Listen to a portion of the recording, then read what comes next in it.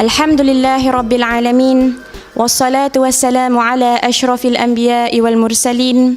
Sayyidina Muhammadin wa ala alihi wa sahbihi ajma'in. Assalamualaikum warahmatullahi wabarakatuh. Thank you for attending this evening public lecture organized by MUIS Academy. May I request everyone to be seated as we will begin our program very soon.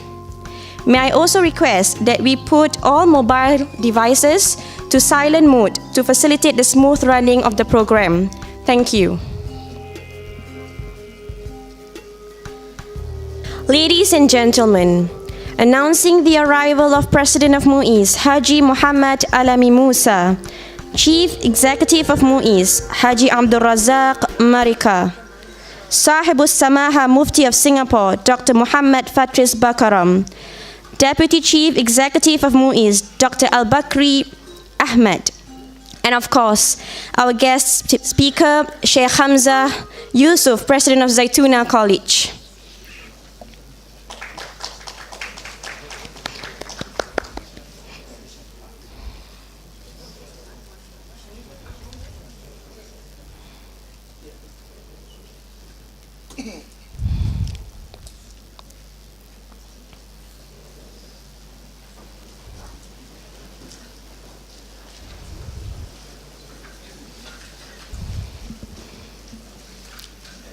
Thank you. President of MUIS, Haji Muhammad Alami Musa. Chief Executive of MUIS, Haji Abdul Razak Marika. Sahibus Samaha Mufti, Dr. Muhammad Fatris Bakaram. Deputy Chief Executive of MUIS, Dr. Al-Bakri Ahmed. Our eminent speaker, Sheikh Hamza Yusuf. Distinguished guests, ladies and gentlemen. I begin with greetings of peace and a very good evening to all. Assalamu alaikum wa rahmatullahi wa barakatuh. My name is Shamim Sultana, and I warmly welcome you to MUIS Academy's public lecture entitled Reimagining the Role of Islam for the Future. MUIS Academy is the research and education arm of the Islamic Religious Council of Singapore. The Academy aims to develop forward-looking Muslim thought leadership so as to shape a thriving religious life for the Singapore Muslim community. Over the past few years, MUIS Academy has embarked on a journey in developing public discourse series to nurture critical conversations on the role of Islam and Muslims and their positive contributions to the modern world. The themes that we will focus on this year are Islam in the age of deglobalization, as well as developments in Islamic thoughts, rethinking traditions, and reform. The lecture is testament to our efforts in moving towards the goal of being a community of excellence.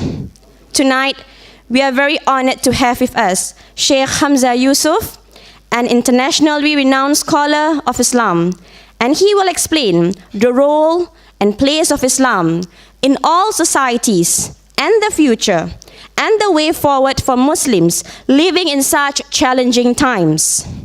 The chairperson tonight is Deputy Director of Capacity Building and Interfaith Engagement and Vice Dean of MUIS Academy, Dr. Muhammad Hannan Hassan.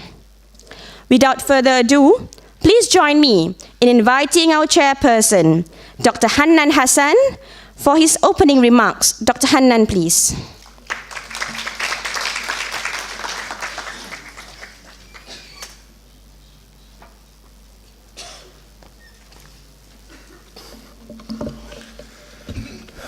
Bismillahirrahmanirrahim. His Eminence, Sheikh Hamza Yusuf, Hafizahullah, and Yahya, wife of Hamza Yusuf. I think I need to acknowledge that because I strongly believe that we will not be where we are now, especially at least for me, without my wife. So his wife is also an important part of Sheikh Hamza Yusuf's life. Ms. Yeo Jian, Permanent Secretary of MCCY, President of Islamic Religious Council of Singapore, Haji Ali Musa, Chief Executive of Islamic Justice Council of Singapore, Haji Abdul Razak Marikar, Sahib Sama Mufti, friends, ladies and gentlemen, Assalamu alaikum wa rahmatullahi ta'ala wa barakatuh, and a very good evening to all. At this point, I remember a conversation I had some close to 3 decades ago with one of my professors. Because I asked him, why did you do a PhD dissertation of 500 pages on Al-Waw fil Quran al-Karim? The letter Waw. And he said this to me. He said, Hanan, do you know that this letter has caused a lot of confusion and problems in understanding Al-Quran al-Karim? Because out of the 6,000 plus verses in Al-Quran al-Karim, Waw is used more than 9,000 times. And they have different meanings. And I can tell you it has different meanings, from one Waw to another Waw. And I shall not give you a lesson on semantics or Nahu here, but if only you look at the Arabic word of Waw, it carries a lot of meaning. It's a conjunction, it's a preposition, it can be many other things. And it has caused a great deal of confusion and misunderstanding of Al-Quran al-Karim as well as our tradition. If you look at our typical old Arabic manuscript like this, this is manuscript of Fathul Wahhab, of Zakaria Ansari. You cannot make a distinction between the original writing of the Sheikh and the insertion, addition, and you don't have commas, periods, paragraphs. It's very difficult to read, let alone the writing and all. This is an example of another manuscript, which has caused a great deal of confusion. This is what we call the Fatwa Mardin of Ibn Taymiyyah, the manuscript. And how one single word has caused a great deal of confusion between an yu'amal and an yuqatal. It takes an expert, a specialist, to be able to read this text. Now, I'm only talking about the form, not yet understanding the content. Even in terms of the form, and this is another, and I have plenty of them. But before it reaches to the form that we are so used to, the published computer, new fonts, beautiful fonts, from one stage to another. And between that earlier stage to the published, as we know now, there's a serious gap that we need to reconsider the way we deal with our text. I'm talking only about the forms, not yet the content and the meaning of the content. So then, what awaits us in the future? Our tradition from the past to what it is now and to the future. And for that, we are fortunate to have among us this very evening our eminence Sheikh Hamza Yusuf, who is well grounded in our classical traditional texts, as well as the modern sciences, and to help us understand better our classical texts, our traditions, and to help bring us to the future, to reimagining the role of Islam, to exercise our critical reading of our texts, to be creative, innovative, and transformative in discussing about some of these difficult concepts and ideas. But you are here not to listen to me, so I shall not take much of your time. I'm looking forward to listening to Sheikh Hamza Yusuf, and it gives me great honor tonight to invite Sheikh Hamza Yusuf on the stage to speak to you on the topic that's mentioned. Sheikh Hamza, please.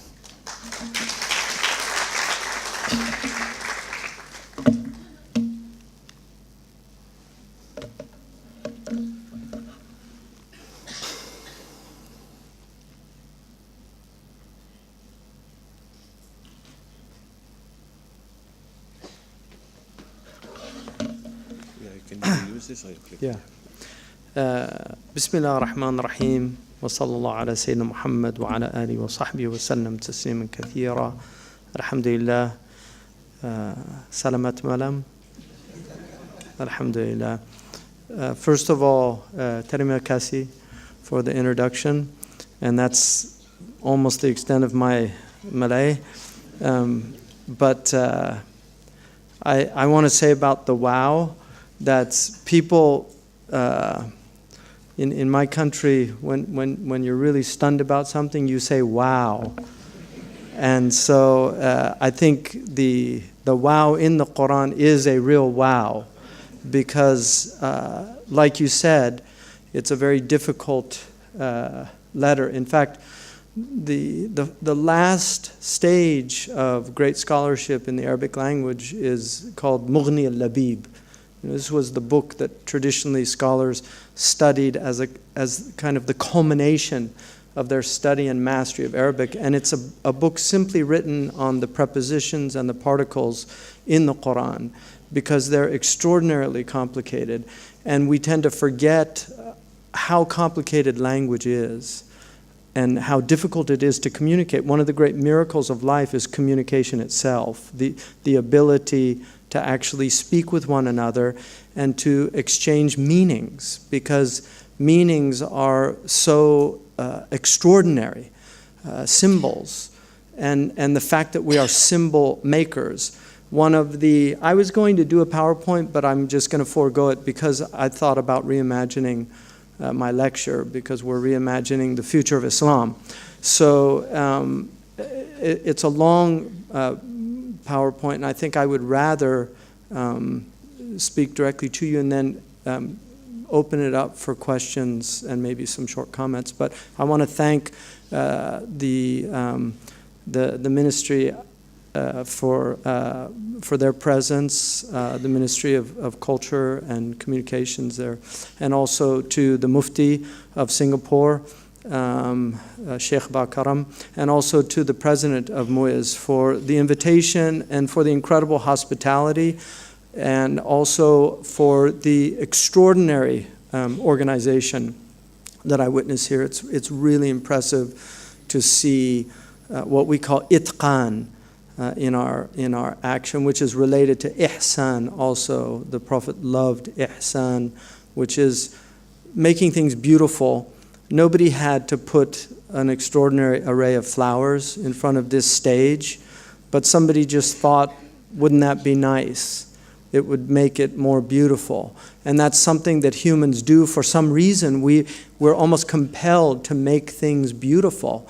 And what is that? When I was in West Africa, I was struck by the fact that the Bic pen became very widespread in Saharan Mauritania, where I studied. But they would always embellish it with colored leather strips as a cover. And I asked why, and they thought it was ugly, the Bic pen. So they wanted to embellish it. It's very interesting, because one of the things about Western culture now, even though traditionally we had a real love of beauty, much of Western culture has become very ugly and very functional. In fact, clothes now, wealthy people spend an extraordinary amount of money for rags, clothes that have holes in them, that many people now, instead of adorning themselves, as most traditional cultures, including the Malayu culture, adorn their clothes with beautiful embroidery or color. Now they actually relish a type of ugliness in their clothes. And for the first time in human history, people wear underwear as just clothes to wear outside, like t-shirts. T-shirts were traditionally underwear. So it's one of the fascinating things about modern people is that we're losing beauty. We're losing a sense of beauty. And for me, that's a very dangerous indication of where we're going as a species and as a civilization. The most beautiful thing that human beings have is language. And the most beautiful language that we have historically was poetry.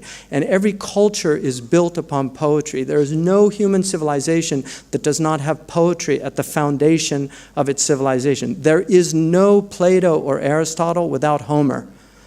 Plato and Aristotle do not exist without the great poetry of Homer in the Iliad and the Odyssey.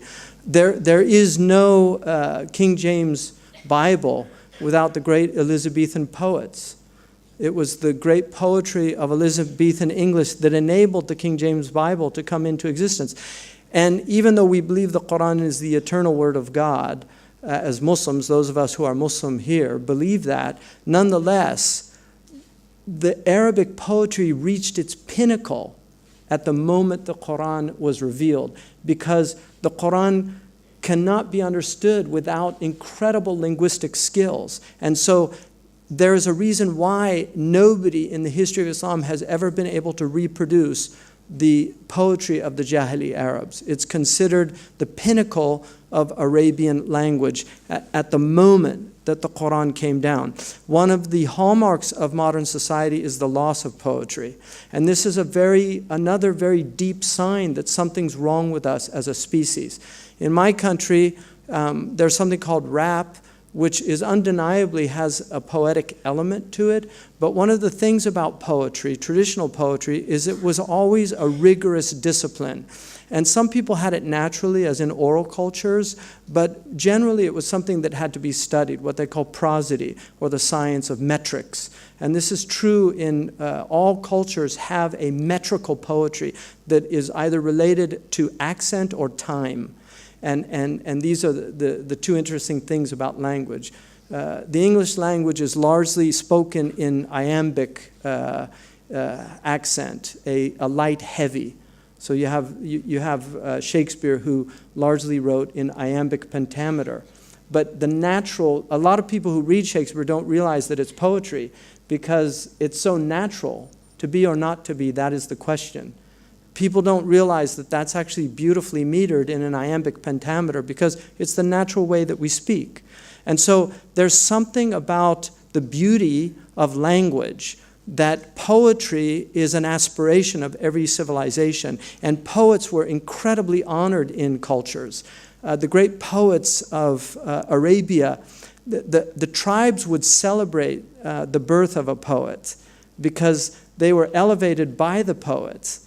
And so it was something that was very, very important. Arguably one of the last great poets in American civilization was Robert Frost, who was honored by Kennedy at the inauguration as being a poet to inaugurate his presidency, because Kennedy had a great love of poetry, and educated people traditionally were forced to study poetry. So that's one of the important things that I'm seeing in the world, is this loss of the rigor of poetry and the meanings that are infused in poetry. And when language is honored, poetry is honored. And when language is denigrated, poetry loses its import in a society. People lose interest in poetry. But poets have much to tell us. Poetry, the reason, according to Abdul Qadir al-Jazairi, the reason that the poets, the Prophet was called a sha'ir. Abdul Qadir al-Jazairi, a great Algerian sheikh, said, is because no one other than a poet has a type of inspiration that is very close to revelation. That there's a relationship between the inspiration of a true poet, not somebody who writes verse, but a true poet, an inspired poet, and somebody who has inspiration from God. And this is why the language of revelation is always an exalted language. And although we don't call the Quran poetry, ما علمناه الشعر وما كان ينبغي له, that we didn't teach him poetry, ما علمناه الشعر. That in Surah Yasin, Allah says, we did not teach him poetry, and it wasn't appropriate for him because of the relationship, according to Abdul Qadir al-Jazairi, because they can be confused. And so that's something that our modern education is very often lost on people, the importance of embedding meaning in language, that poetry is difficult to understand because it teaches people how to meditate on meaning. And I will give you one example. My father once told me that it took him almost 50 years to understand one poem of Robert Frost. He had memorized it and meditated on it for that long. And during the last days of his life, he was discussing that poem. I'll give you one example. Some say the world will end in fire, some say in ice. From what I've tasted of desire, I hold with those who favor fire. But if it had to perish twice, I think I know enough of hate to say that for destruction, ice is also great and would suffice. What Frost is talking about there is the essential human problem, what are called the hot sins and the cold sins. The hot sins are sins like human appetite, the desire to consume, ahlaktu malan lubada, this desire to consume, the desire to explore sexual appetite without limits, the desire to eat without boundaries. Much of the world right now that's called developed or advanced is deeply embedded in appetites. They're literally destroying themselves with the sins of fire. And if you look at the inequality on this planet, in the other places, it's the cold sins that are eating them up. The sins of hatred, the sins of resentment, the sins of envy. These are cold sins. And what he's saying is, I think it's fire that's going to destroy us. It's our human appetites because they override our reason. This is called the concupiscent soul in traditional ethics. But it might be the irascible soul. It might be the emotional soul of anger. But both of them suffice. Both of them will do the job. And the only thing that can override fire and ice in the human being is reason, is the actual intellect. And this is why every culture traditionally honored intellect. We now know Aboriginal peoples always had wise people that they recognized and deferred to. So even at the Aboriginal level, Orang Asli, these people understood the importance of wisdom. And their intelligence is not less than the intelligence of advanced people. We know that the idea Homo sapiens, sapiential beings of intelligence, that Aboriginal peoples in some ways, they can adopt and learn our advanced civilizations very quickly. And they've proven that in many places. But it's very difficult for an advanced civilized person to adapt to an Aboriginal condition. They will perish in those conditions. And so that's another aspect of our species, is that these people are very important. These people were natural conservationists. They conserved their water resources. I'll give you one example.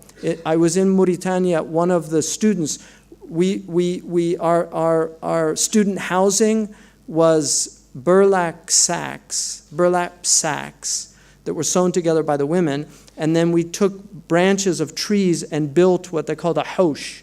And this is how the students lived where I studied in the Sahara. Very poor people. But one of the Americans came to study there after me, and he went and he was trying to cut down a tree. And one of the illiterate people, when he saw him doing that, he ran to catch up with him. And when he caught him, he said, "What are you doing?" He said, "I'm cutting the tree down." He said, "What for?" And he said, "To build a housh." He said, No.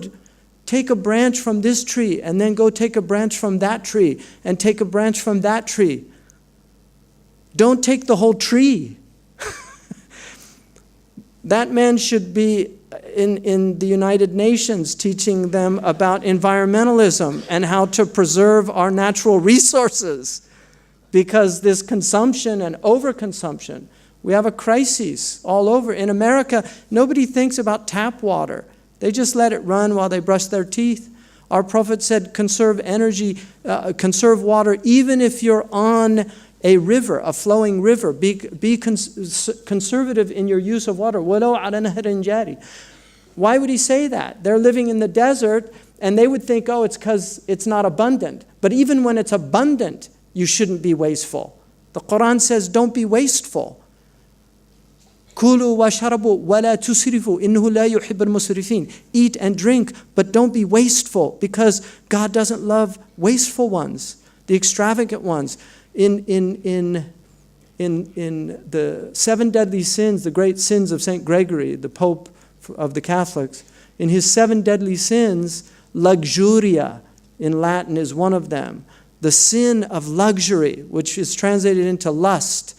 But this love of luxury, this desire that we get more and more and more. When is enough enough? Because it's never enough if that's your pursuit.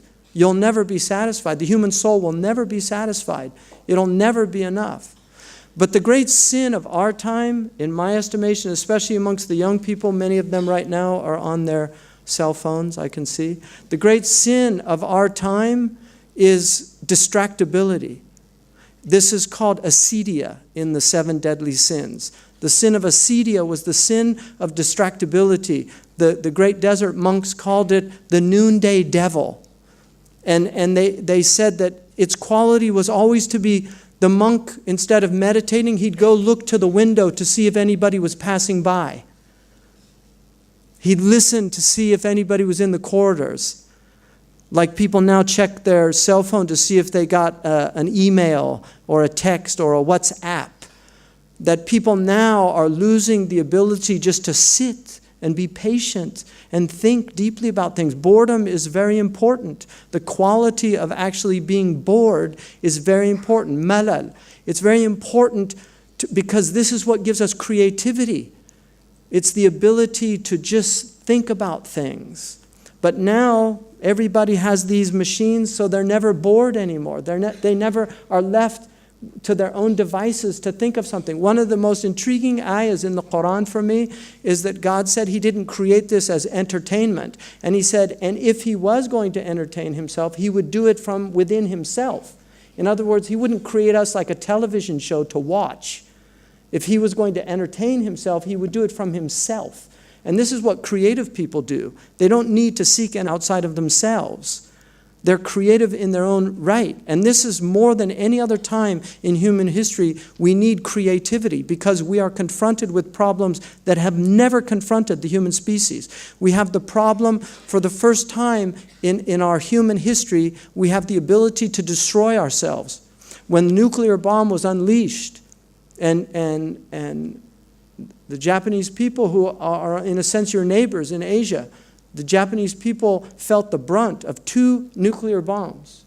And they still have people alive that have the effects of those bombs. They are the most vociferous people against the proliferation of nuclear bombs because they know the meaning of it. They know what it means. When the bomb was unleashed on this world, and the Americans did it, when the bomb was unleashed, Einstein said, the world has changed, but we have not changed. We must think anew. And this is one of the arguments of Sheikh Abdullah bin Bayyah about Islam, that we cannot contextualize Islam in the 7th century. Our Prophet ﷺ lived in the 7th century, but we live in the 15th century according to our Hijrah date, and in the 21st century according to the Common Era, or in the year Anno Domino, according to the Christians. This is a different time. It's a different place. The principles we believe are valid because the Prophet ﷺ gave universal principles, but the particulars are not always valid because many of the particulars were that time and that place.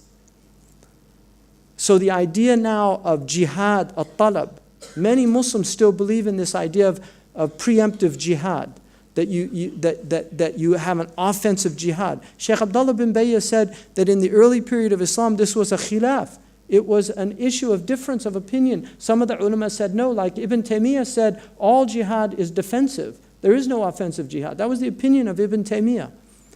Some of the ulama said no, like the Malikis, the school I studied, the madhab I studied said that jihad wajibun marratain fi sana, that you have to fight jihad twice a year. And this is in our books of fiqh. Sheikh Abdullah bin Bayyah says that anybody that's calling to that now, nahkumu alayhi bil junun, that will consider them clinically insane. And he's not joking, because the world has changed.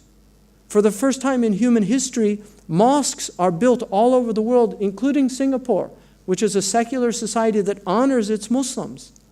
Mosques are built here. The Muslims are honored in this country, even though the people that are ruling the country, by and large, are not Muslim. There are some Muslims within the government, but the majority of the government is not Muslim. But they're saying, we honor you. We honor your religion. We honor the Buddhists. We honor the Hindus. We honor the Christians. There are 10 official religions in Singapore. This is the world that we need to promote today. We're not in the world where the Arabs said, Rome, إِذَا لَمْ تُغْزَى غَزَتْ. Europe, if you don't fight it, it fights you. This was the pre-modern mentality. And colonialism might have proved that opinion. But today, we now have international agreements. Singapore, the British left. This is an independent state. Malaysia is an independent state. Undeniably, there's still influences by the great powers. The G7 have powers that other countries don't have. They influence the United Nations and these things. That's true. And also the GDP of America is the largest in the world. So that's going to have an impact on the world. It also has the most powerful military, for good and for bad. Some of the things that it does, like monitoring the sea lanes of communication, preventing piracy, many of these things are beneficial to our societies. And then there are other things about foreign policy that can be very unfortunate. But overall, we have a global order. If we did not have this order, if this order collapsed, then we see the anarchy of the Middle East, where one country eats up another country, or one group becomes a criminal group that begins to terrorize other groups. The Yazidis have been protected in the Muslim civilization for centuries, and suddenly they're being taken as slaves, sexual slaves in some cases. This is completely antithetical to basic human decency, let alone a world religion that convinced billions of people over human history of its truths, including the South Asians, who at the essence of your culture is adab, is this idea of comportment and decorum and courtesy. And this is your civilization. Islam came here as a peaceful religion. They didn't conquer you with their swords. They conquered the people that became Muslim in this region with their hearts. And this is one of the beauties of South Asian Islam, is that it's an Islam that wasn't spread by the sword, it was spread by peace. Now, in our tradition, we don't believe Islam spread by the sword because we have no indication that the Muslims forced people to become Muslim. And in the few instances when they did, actually, the caliph, when he found out, allowed the people to revert back to their religions because they considered it coercion. And the Quran has a principle, la ikraha fid din. There's no coercion in the religion. Now, in terms of, and I'll conclude with this, in terms of reimagining the future, the first thing we have to do is stop being nostalgic about the past. One of the interesting things about Muslim societies is there's never been a successful science fiction television program. Star Trek doesn't work in Arabia because Muslims can't imagine the future. They're so nostalgic for the past. And this is one of the tragedies of the modern Muslim community. They're always talking about the past, how great we were. This is what one of the poets, he said, أَصْبَحْتُ كُنْتِيًا وَأَصْبَحْتُ عَاجِنًا وَشَرُّ خِصَالِ الْمَرْءِ كُنْتِ وَعَاجِنُ. I've become somebody that said, I used to, and I did in the past, and he said, and that's the worst type of person that talks about the past. Aristotle said that young men talk about the future because they have no past.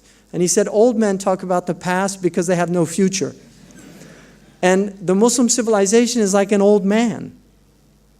But we're not. We're filled with young people that need hope, that need aspirations, that need to actually think that the future can be better. And one of the most extraordinary hadiths in our tradition is the Prophet said, Ummati ka matar.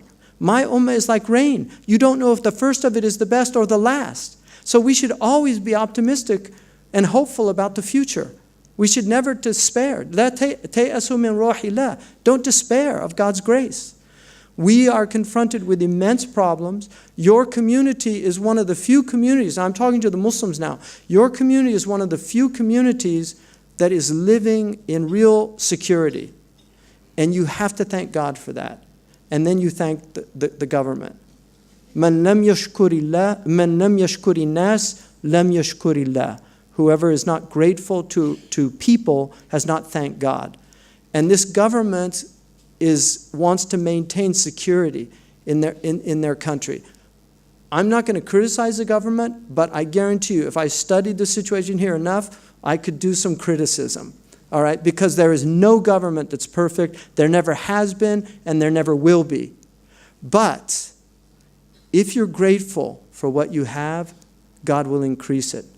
تَأَذَنَّا رَبُّكُمْ لَإِن شَكَرْتُمْ لَأَزِيدَنَّكُمْ.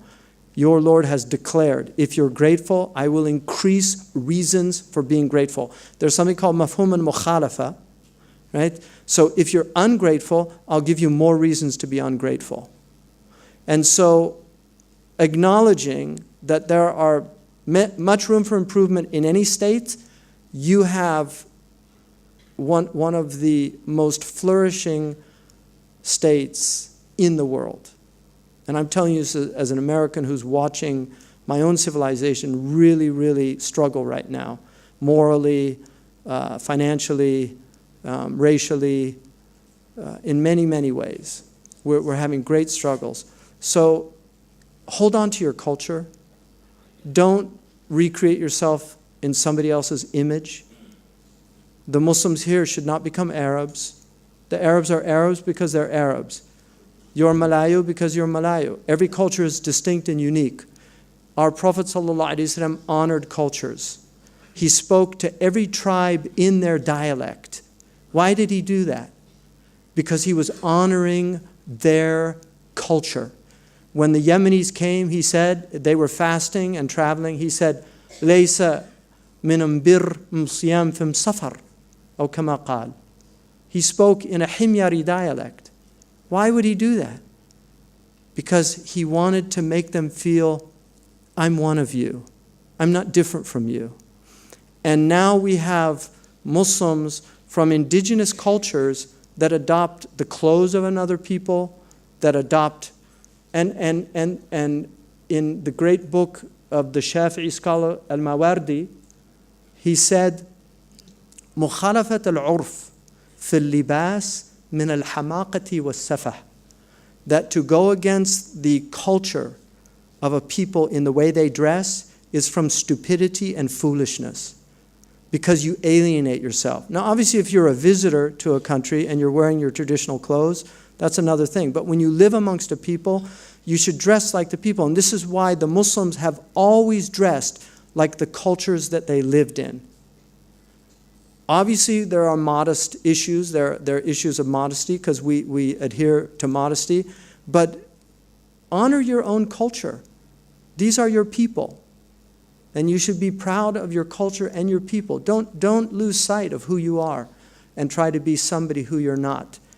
Our Prophet wore clothes from Yemen, from Ethiopia, from the Byzantine. He had a Byzantine robe that was dayiq. It's almost like Europeans always have had tight clothes.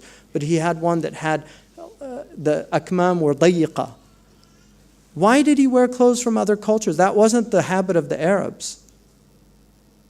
I believe he did it because nobody could say, this is the sunnah of the Prophet in clothes. Wallahu a'lam. Jazakumullah khairan wa assalamu alaikum.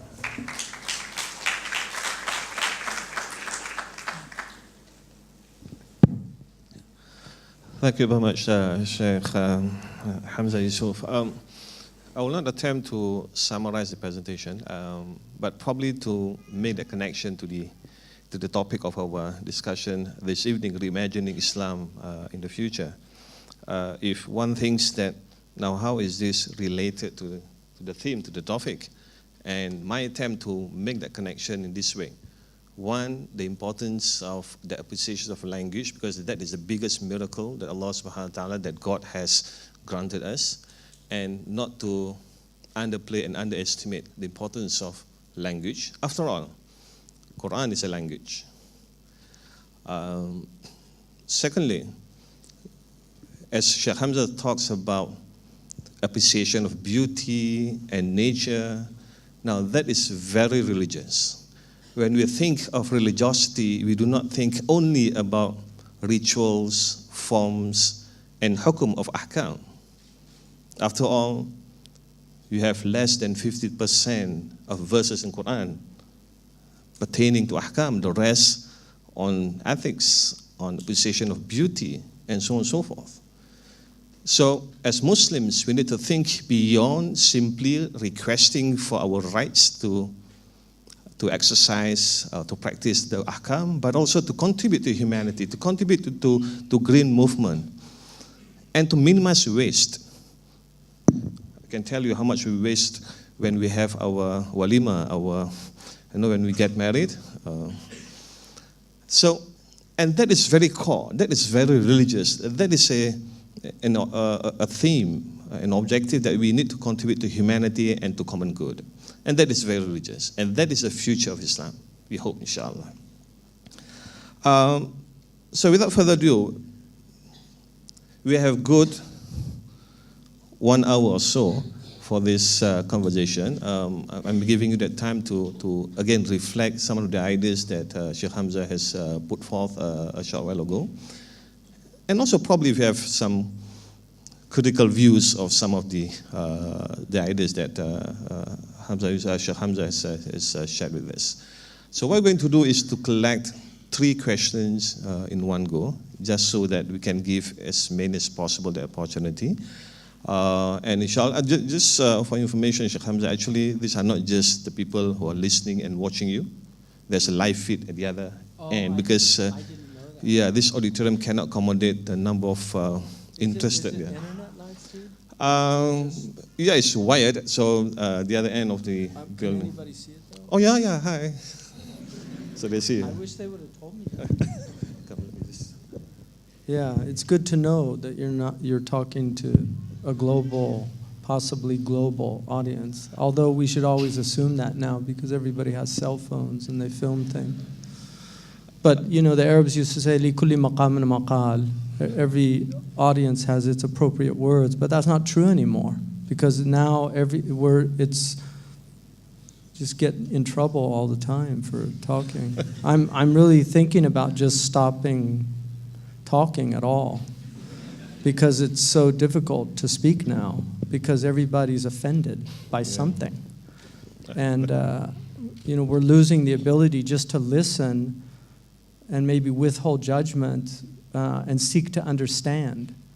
There's so much now that if you say something, somebody's going to be offended. Some group is going to be offended. And this mazlumiyya, the Arabs call it, you know, grievance theology. We're all grieving about something. I'm wronged. And there's a lot of wrongs in the world. I'm not going to deny that. But what I noted in reading the Quran was that the only character that's filled with blaming others is called Iblis. That the prophets always look to themselves, and the Quran tells people to look to themselves, to change ourselves. Inna Allah la yughayyiru ma biqawmin hatta yughayyiru ma bi anfusihim. God doesn't change the conditions of a people until they change what's in their own souls. And what struck me about that verse, thinking a lot on it, I read a book by Naqib Arsalan that was called Hatta yughayyiru ma bi anfusihim, which was written over 100 years ago. And it's still very valid today. But that was his argument, that God does not change the conditions of a people until they change themselves. In other words, it's on God to change our conditions. It's on us to change ourselves. Now what we're all preoccupied with doing is changing our conditions, and we leave ourselves alone, and so the conditions just get worse. Yeah, so what I'm trying to say, ladies and gentlemen who are at the other end of the room, if you wish to ask questions, you can cross over or probably pass a note to anyone of our staff. They will assist, inshallah. In the meantime, in this room, any first taker, and if you wish, you can also queue so that we can first. I see two hands here, Zahid and Faisal, and also Sam and Helmi. Okay, the first group, Faisal, let me just get Faisal first, yes. Assalamu alaikum. Thank you, Dr. Hanan and Sheikh Hamza. My name is Muhammad Faisal. I would like you to take us further into what you mentioned at the end of your speech. That the uniqueness about the Malay Muslims here is that first Islam came about 14th century, so we've been with Islam since 500, 600 years. Yes. So through that, we have built some sort of a consciousness Yes. of who we are. Yes. But the uniqueness of our time now, especially to Singaporean Muslims, is that we are in the juncture of meeting points of different civilizations. So we have the Arabs, we have the English, Yes. we have everyone, Yes. right? And we are connected to the world in that Yes. sense.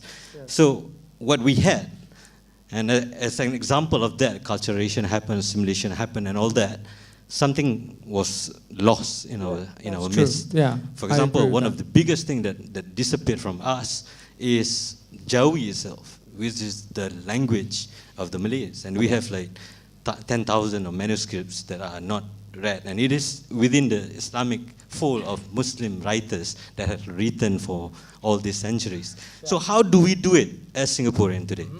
How do we take it to that next level? That's my first question. Sure. My second is that, and we have a lot of us here who are young asatizas in a sense. So they are the beacon of our children in the future in that sense Right. of bringing this faith. So what is your advice to the this, to the youth who are the du'ats, who are the one who's going to preach Islam? Get off Facebook.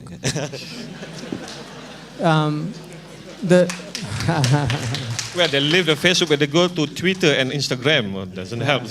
You can tweet that out. Well, first of all, you're right about, undeniably, we can't be nostalgic about a past that's gone. I agree with that. Nostalgia, the Arabs call it like al-hanin lil-madi, like just, the Arabs have a poetry where they look at, qifa nabki, like just stop, let's cry over the remnants of what was here before. It's a very Arab motif in a lot of their poetry. And so we can't do that. Globalization is a reality, but the homogenization that much of globalization comes with is not a foregone conclusion. And that's why I think it's very dangerous for cultures to allow this type of homogenization where you lose the distinctive qualities that make you who you are. And this is, identity politics is very big right now for the very reason that so many identities are being obliterated in the face of this globalizing force that's reimagining the world in its own image. Much of it's still Western. And I'm a Western person. My own ancestors came from Ireland and migrated to America on one side, on my mother's Irish side in the 1760s, and on my father's side in the 1830s. The Irish were under English occupation for over 700 years, and their tongues were cut out for speaking Gaelic. And so the Irish no longer speak their language either. The Welsh are relearning Welsh because their language was taken from them also. So this is one of the sins of the past. I don't blame modern English for this. And the English have an incredible contribution to human civilization. They have a lot of sins, like any great civilization, but they also have a lot of incredible contributions. They outlawed the transatlantic slavery. They were the ones that did that. They policed the Atlantic to stop the transatlantic slavery. It was people like Hannah More, incredible woman that everybody should know about, or William Wilberforce, or the Clapham 12. These were great people, and they were people of real sincerity, very often Christian, motivated by their Christian belief. So the past is gone, and we're in the present, but at the same time, you do have a culture, you have traditions, you have ways of being that are your own, and they enhance you, they don't diminish you. And so it's very important to honor those things. I think Singapore has far more to teach me than I have to teach Singapore, and that's the truth. I think this is an extraordinary example of human possibility. The fact that you have so much diversity in your ethnicities, and yet there's so much mutual respect. I mean, this is something stunning, and you should be incredibly proud of it, not in a way that makes you arrogant or feeling superior to other cultures, but in a way that I think places a burden on you to spread this in other places that are suffering so greatly. I think you have far more to teach Arab culture right now than the Arabs have to teach you. I really believe this. And I love the Arabs. I spent much of my life studying Arab language, Arab culture, not just the Islamic aspect of it, but the pre-Islamic and their literature that wasn't really Islamic. And I love the Arabs. حُبّ العرب من الإيمان. And I believe that. I'm not a Shu'ubi by any stretch. But I think the Arab culture is in deep crisis right now. And I think that some of the things that you have done here are things that need to be exported to places like Syria, where for one of the great testimonies of Islam is that the great churches that were oppressed by the Byzantine church, which was my grandfather on my mother's side was Orthodox. So I was actually raised in the Orthodox tradition. The great church of the East was the Orthodox church, but it was very repressive. It oppressed the Chaldean church, the Nestorian church, the Ebionitic church, all these Semitic traditions that ended up in India for some reason. So I think it's really important to acknowledge that things have changed, but at the same time, there are things that are constant in you. That the word identity is from a Greek word which means the same. That's why we call it identical, because it's what remains the same that gives you your identity. If you lose that quality, you lose your identity. So you don't want, I mean, one of the things the world is suffering from today is what I call spiritual Alzheimer's disease. They've forgotten that they have a soul, that we're not just matter, that we're also immaterial. And this is something very important. In terms of the youth, the youth have challenges today that are unprecedented. In some ways, my mother was at a grocery store. Allah yarhamuha, she died last year, but she was 96 when she died. When she was born, there was an Ottoman caliph. So it shows you, it's amazing history. It's not that far gone. But she was in a grocery store, and for some reason in America, at the checkout, they put all these like National Enquirer and these weird like aliens in the White House. They have headlines that are very weird. And then this very old lady looked at my mother, who was very elderly at that point, and she said, "Aren't you glad we're on our way out?" We don't want our youth to start thinking that. And one of the signs of the latter days is that young people are depressed when they get pregnant. That pregnancy should be a great joy. It shouldn't be a means of sorrow. Walk by graves and say, "I wish I was in his place." And the Prophet said they have no debt. Because debt used to really burden people. So he was saying that it's just from just from stress. So the modern world is very stressful, and I think we're losing sight of important things like just sitting and having family dinners together and having tea. Tea, these human things that make us human are very important. And they say that nobody on their deathbed says, "I wish I spent more time at the office." We forget about family and just being human. And this is something that many traditional cultures really understood, just the importance of downtime, of going out and walking. Walking is the biggest antidepressant we know.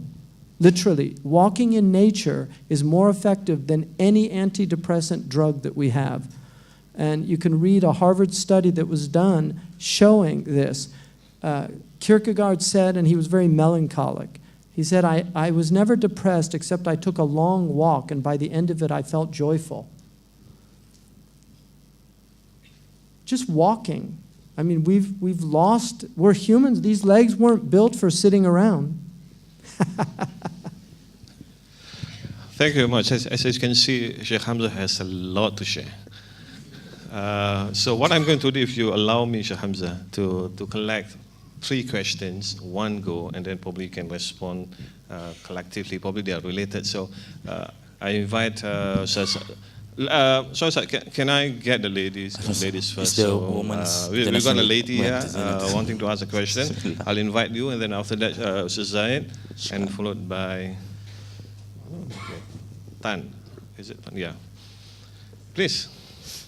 Assalamualaikum. Assalamualaikum, Sheikh. Alaikum assalam. Thank you for being here. I just wanted to, I looked at the word imagine, and then when I think about the word imagine, I think you have to be creative in order to be able to reimagine the role of Islam.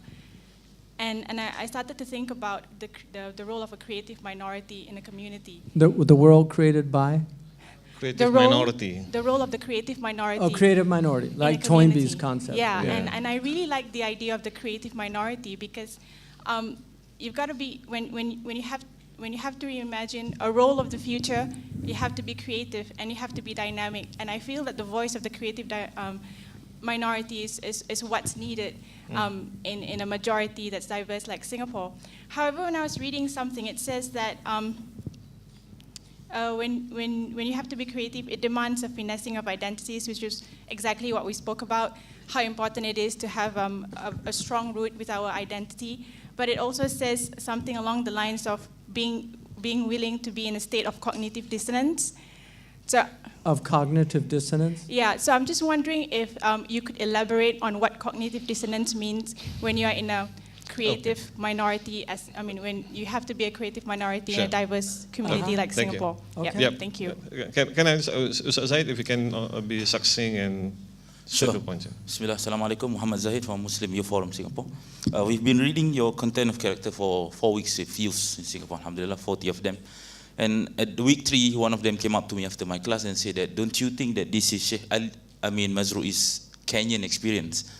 Which he said that maybe... Don't you think? Don't you think that this is Sheikh Mazrou's Kenyan experience? Kenyan experience. Yes. Yeah. So he said that, don't you think that we need the content of character for Singapore itself? And then he was saying that, don't you think that some part of the hadith is out of context? Maybe. So that was the question. Okay. The second question is, Yeah. after this, could you sign on my book? Yeah, that was a trick question. Yeah. Okay, finally, Tan, please. Yes. Assalamu alaikum. My name is Muhammad Arif, and to provide you some context, I'm currently serving as the Vice President of a local university's Muslim Association. So, I think I have reasons to be thankful for the existence of Muslim associations in local universities, while there are probably other reasons to be depressed as well. And given the currently conflict-filled and unfortunately conflict-oriented fabric that we have right now, in Singapore or just globally? Globally, and probably it trickles down to Singapore in some ways. Okay. Although there's generally peace. What would be your key advice, or what would be 1 or 2 advice that you would give to those who serve the Muslim associations in local universities? What would be the guiding foundation for these leaders in Muslim associations? Thank you. Thank you. Thank you very much. Yeah. Okay, first question about the creative minority and cognitive dissonance.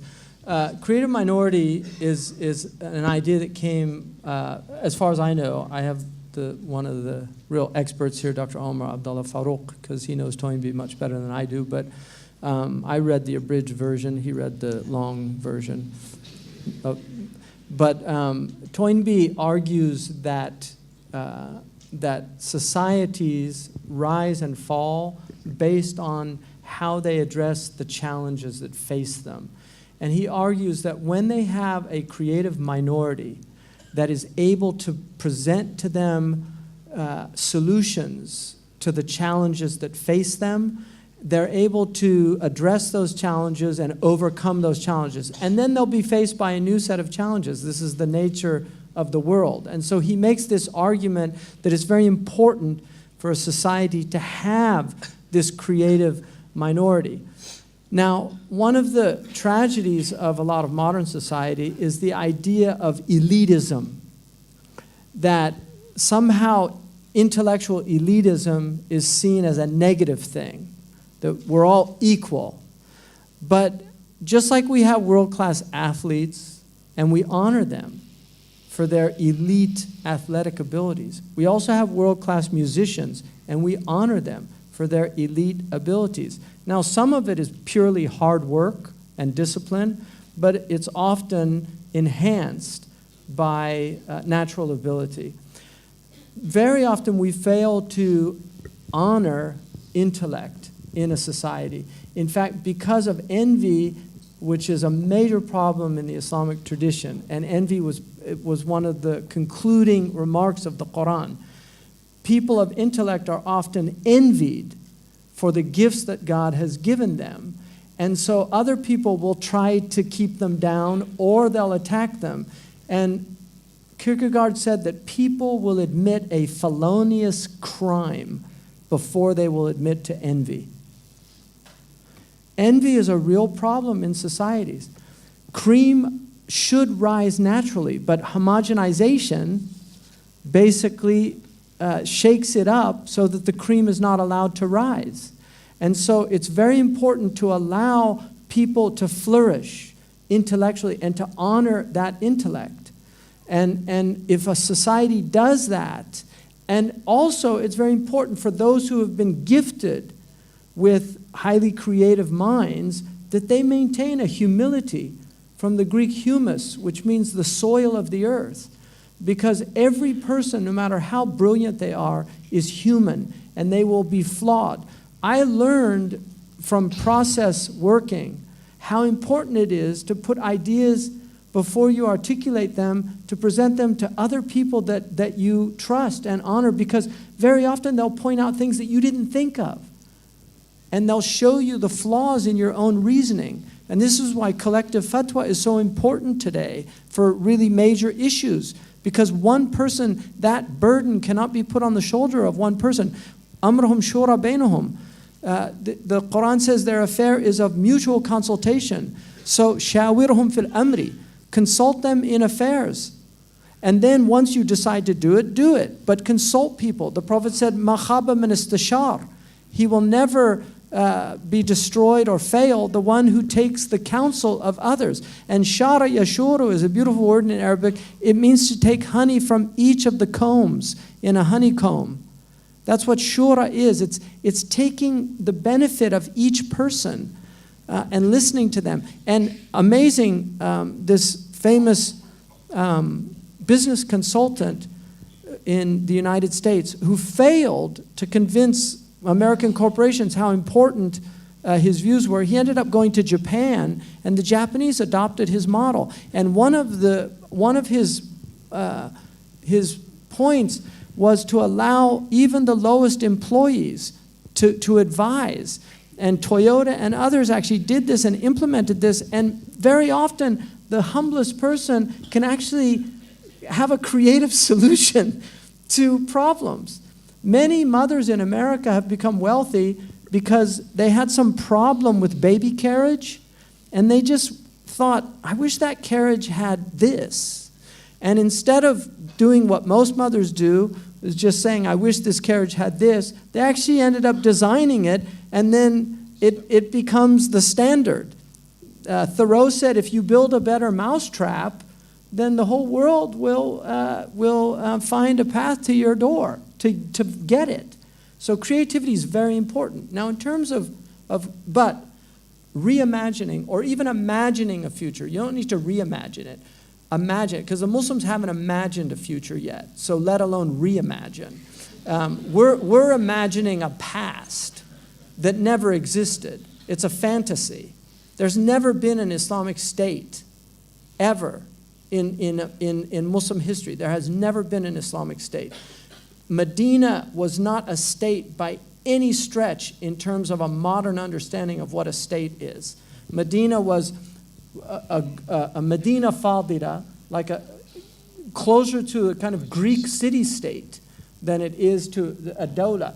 When Muslim became an empire, things changed, and they adopted a Persian model in many things. And so this fantasy that a lot of Muslims have, Islam served empire, and many of the fatwas of the past were fatwas in service of empire, and they're problematic. And Muslims did terrible things in many places. My friend Imam Zaid and colleague says when you read Muslim history, you have to take a lot of Iman vitamins.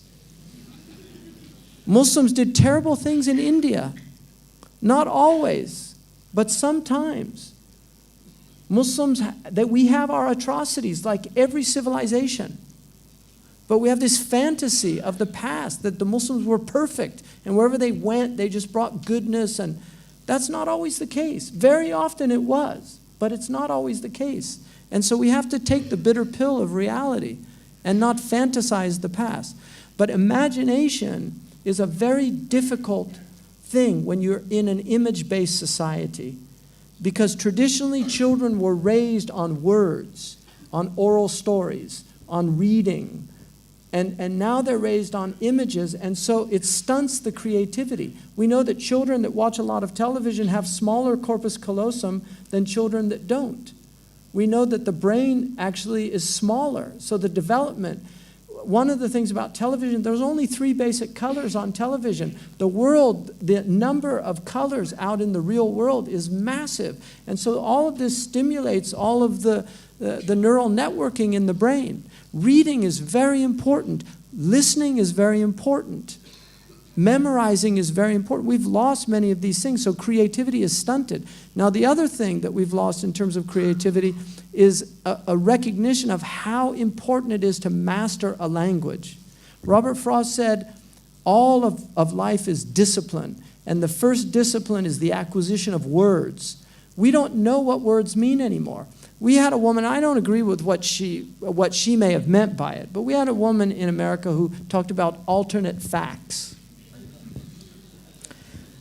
Well, if you use the 4th definition of alternate in any good facts in any good dictionary, fact means allegation. That's one of the meanings of fact.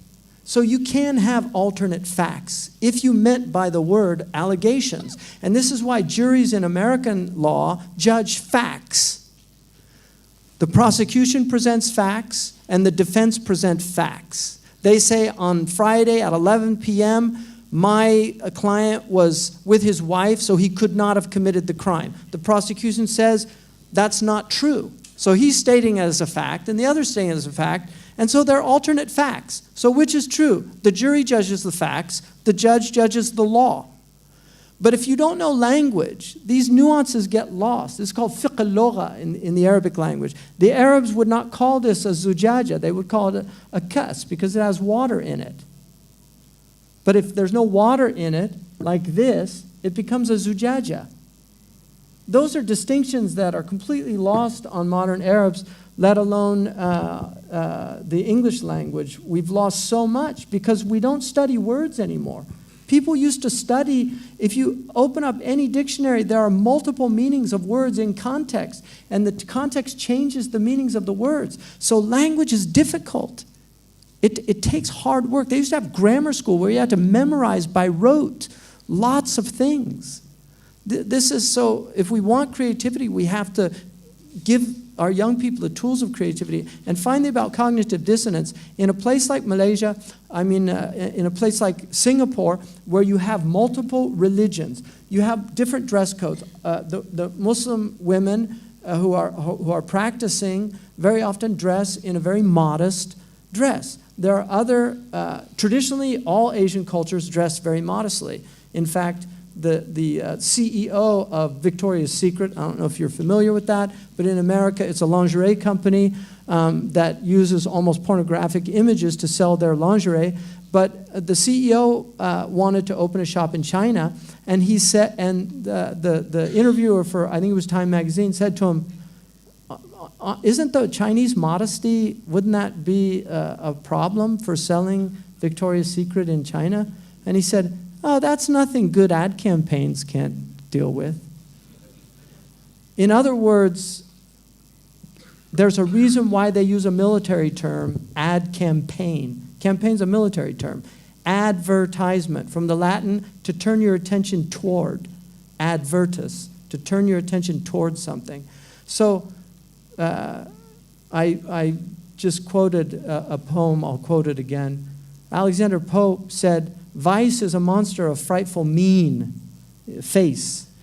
As to be hated needs but to be seen. But seen too oft, familiar with her face. We first endure, then pity, then embrace. So there's a very slow process that erodes the morality of a people. But you should guard your morality because إِنَّمَا الْأُمَمَ الْأَخْلَاقُ مَا بَقِيَتْ فَإِنْهُمْ ذَهَبَتْ أَخْلَاقُهُمْ ذَهَبُوا. Like the poet said, civilizations are nothing other than the character that embodies them. And when their character goes, they soon follow. And a fool and his culture are soon parted. So cognitive dissonance, I'll just finish. I'm long-winded, I apologize.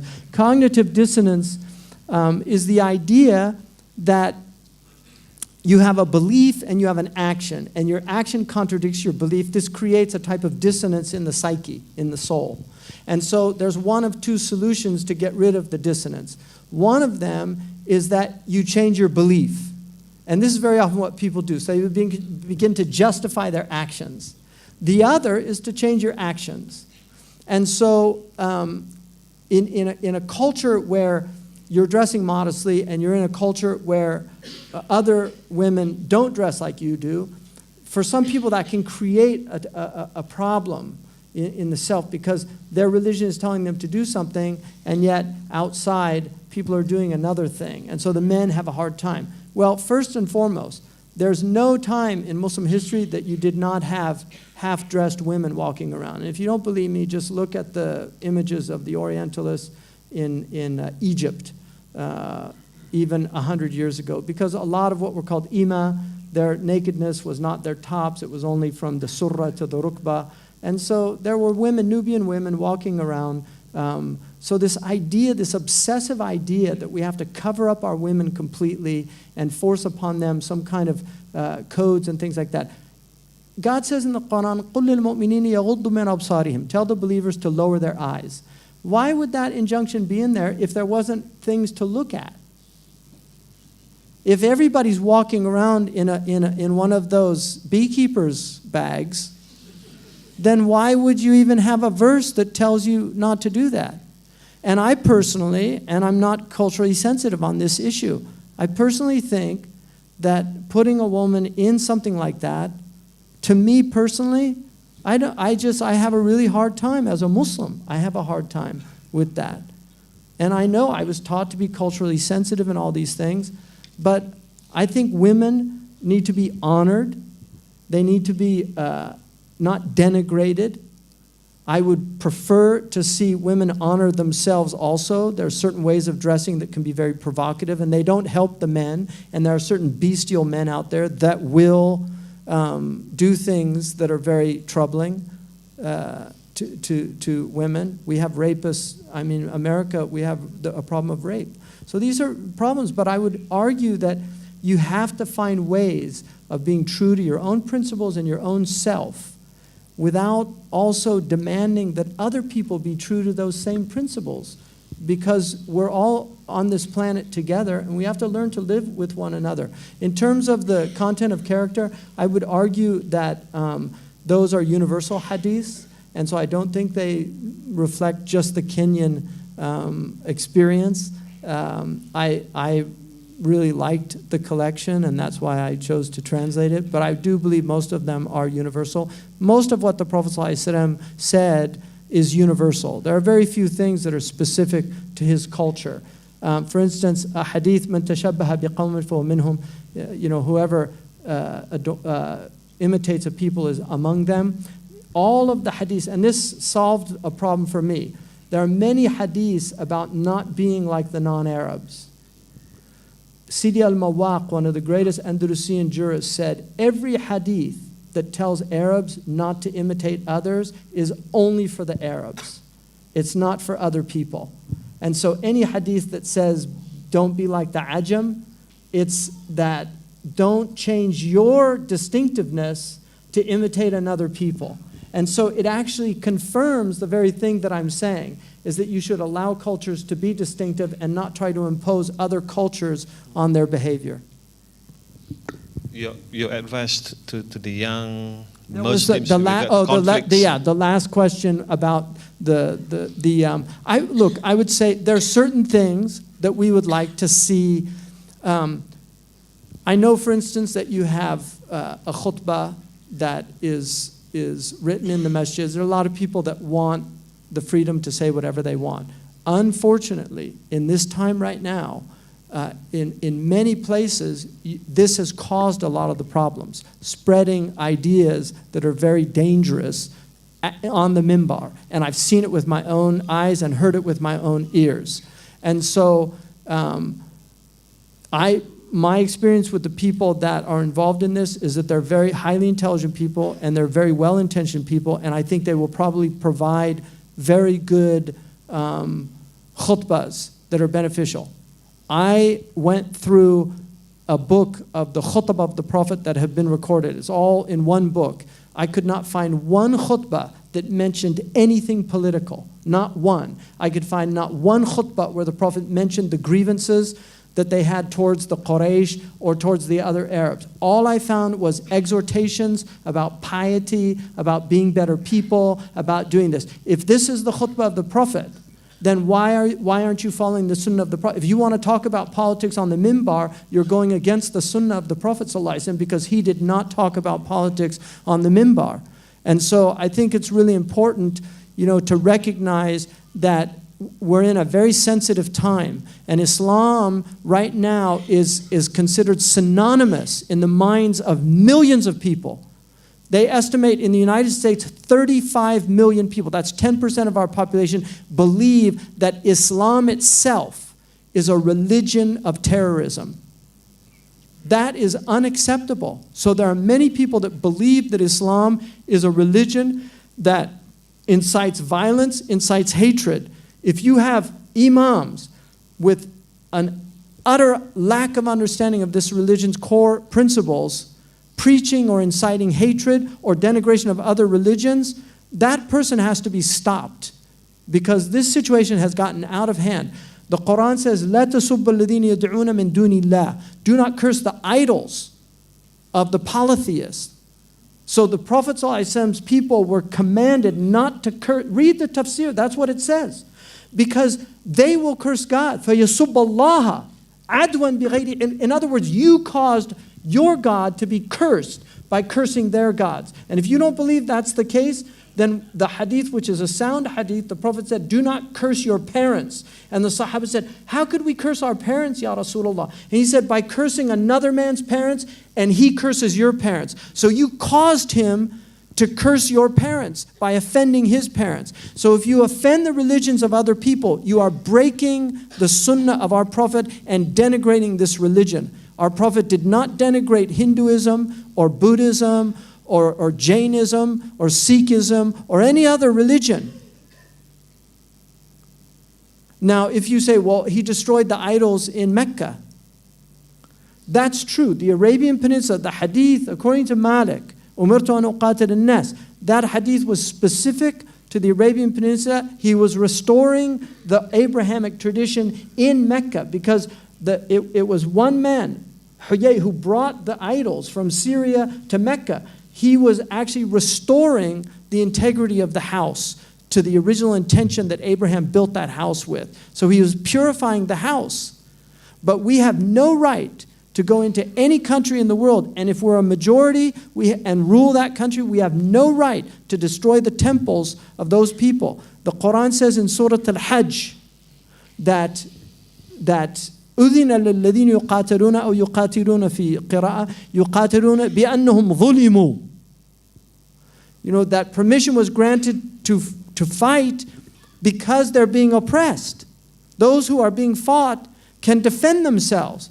And then Allah says, if that was not the case, you would see temples and synagogues and churches and mosques where God is mentioned much being destroyed. So the very permission to defend ourselves was to defend multi-faith.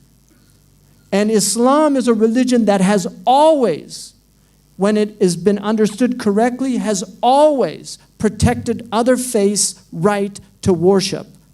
And freedom of religion is one of the most important things that we have to spread on this planet. As long as that religion is not calling to the destruction of other people, at that point we have to say this is unacceptable. And that's why things like ISIS have to be stopped, because they're oppressing. Thank you very much, Sheikh Hamza. I would like to see more people on this side. If any time I see a woman, a lady wanting to ask God, I give priority to them, yeah? I make it clear at the outset. So please ask questions, because you live longer, you see the future longer than this side. But while waiting for you, we've got a line here. Helmi.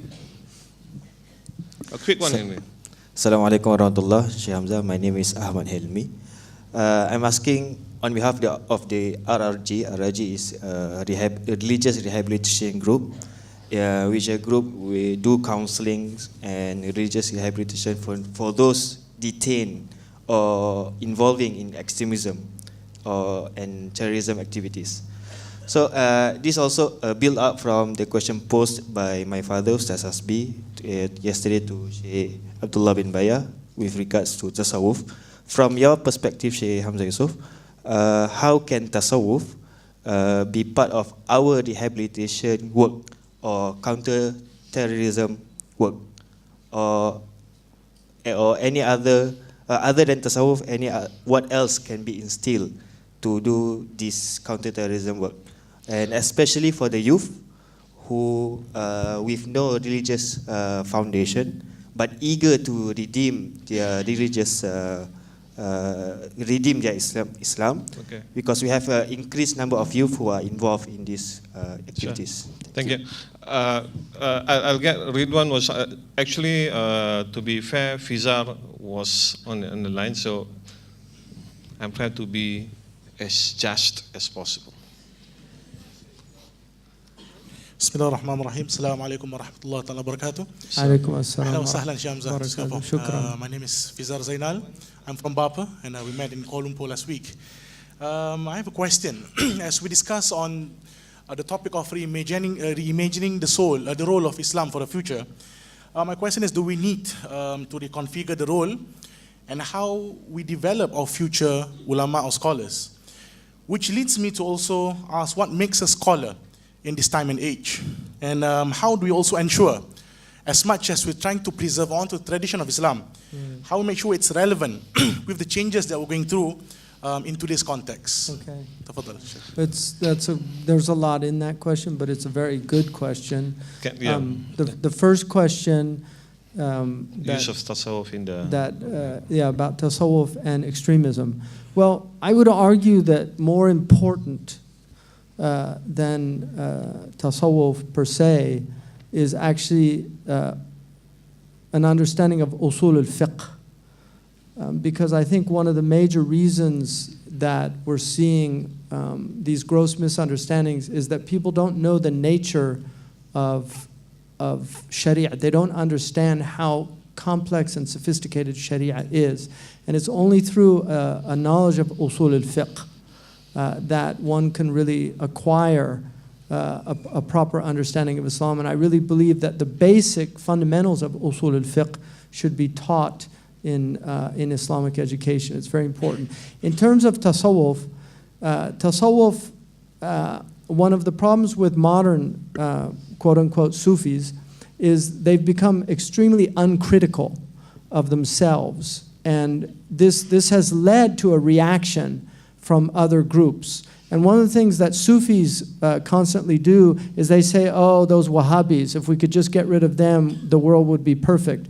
Or, oh, those Ikhwanul Muslimin, if we could just get rid of them, the world would be perfect. But it's just not the case. The Salafi school actually emerged out of a lot of the decadence that was in the Hijaz. I mean, originally the Salafi school was from Egypt, but what they called the Wahhabis, they actually called themselves the Muwahhidun. But the Salafiyya came to mean this school that is sometimes derogatorily called the Wahhabis. And now Sufis use Wahhabi for anybody that disagrees with them. They just call you a Wahhabi, which is a problem. Because the greatest critics of Sufism are the great Sufis themselves. So I challenge you to read Ibn al-Banna al-Saraqusti in his last section in his famous poem Al-Mabahith al-Asriya called Fasl Fuqara Hadha al-Asr. Just read that section. عاش بها القوم بخير عيشة فصوريت من بعدهم معيشة يدعى الذي يمشي عليه السارق وسارقها اليوم حزب هالك. He died in 812 in Andalusia. And even though the whole book is about tasawwuf, the very end is a total criticism of the Sufis of his age, who he said were filled with innovations. He said, شُغِلُوا بِمُحْدَثَاتِ الْأُمُورِ. Right? So where are the critics of tasawwuf from within Sufism? Because the Wahhabis, the Salafi people are criticizing the Sufis, the Ikhwan are criticizing the Sufis, all these other people are criticizing the Sufis. Where are the Sufi critics of themselves? Because our tradition is to blame ourselves. And so if you think Abu Hamid al-Ghazali is a Sufi, Abu Hamid al-Ghazali is the single most important usuli scholar in the history of Islam. His book Al-Mustasfa, which was his last book, the Ihya was not his last book. His last book is a book on usul al-fiqh that is the basis of the Hanbali usul. Rawdat al-Nadir, which is taught in Medina University, to this day is an abridgment of Imam al-Ghazali's book, despite the fact that many of the graduates of that school continue to denigrate Imam al-Ghazali, which is a problem. But Abu Hamid is an usuli before he's anything else. And his tasawwuf is largely derivative from Imam al-Qushayri and Abu Talib al-Makki. In his book, in his risala called At-Tabyin, Al-Kashf wa At-Tabyin, بأن جميع الخلق من المغرورين, revealing the fact that creation, that human beings are deluded. He said in that book, he gives the delusions of each group, the delusions of the scholars, the delusions of the businessmen, the delusions of these people. That when he gets to the last group, they're called the Sufis. And he says, وَالصُّفِيَّةِ وَمَا أَعْظَمَ غُرُورَهُمْ, and how great is their delusion. And then he says they're deluded in the way they dress. They're deluded in the way they speak. That's Abu Hamid al-Ghazali. He is a critic of the Sufis. Imam Nasr al-Dar'i, who's I'm blessed to be in his silsila. Muhammad Nasr al-Dar'i, from the great Zawiya Dar'iyya in Morocco, wrote a book, Islah al-Zawaya, about all of the bid'ah that were in the Moroccan Zawiyas. And so the Sufis, they haven't reformed themselves. Ahmed Zarruq wrote a book called Qawaid al-Tasawwuf. He's another great critic of the Sufis. So if the Sufis don't reform themselves and everybody's saying, look at the Sufis, how can the Sufis reform other people if they haven't reformed themselves? And how many Sufis now, these so-called Sufi sheikhs that write talismans and charge people, we're filled with this in the ummah. These people that trick other people. There are many people that go around in the name of tasawwuf, fooling people and taking murids and things. And this is not, I had some teachers that were great, I consider them great Sufis. But Ibn al-Banna says, if you want to know a false Sufi, it's the one that claims to be a Sufi. That's the first sign that they're not a Sufi. And I was in America, and a beautiful Mauritanian scholar that we brought, who I consider a real Sufi, because the definition of a Sufi, according to Ahmed Zarruq, it has over 2,000 definitions, but all of them are sincere inner directedness towards God. That's tasawwuf, sincere inner directedness towards God. And that means that a Salafi can be a Sufi, by that definition, if they have sincere inner directedness towards God. So this sheikh came, and we visited this man who was a Sufi sheikh. And when we came in, he said, MashaAllah, Ahlan bi-Sufi al-Kabir. And my Mauritanian teacher, who was well into his 70s, beautiful man, and a scholar, said, A'udhu billah, I'm not a Sufi. And he said, Astaghfirullah, do you deny Sufism? He said, no. He said, then why you say, A'udhu billah, I'm not a Sufi? He said, in my country, a Sufi is the one that has no worldly matters in his heart. And the fact that at my age I'm in America is proof that I'm still after the dunya.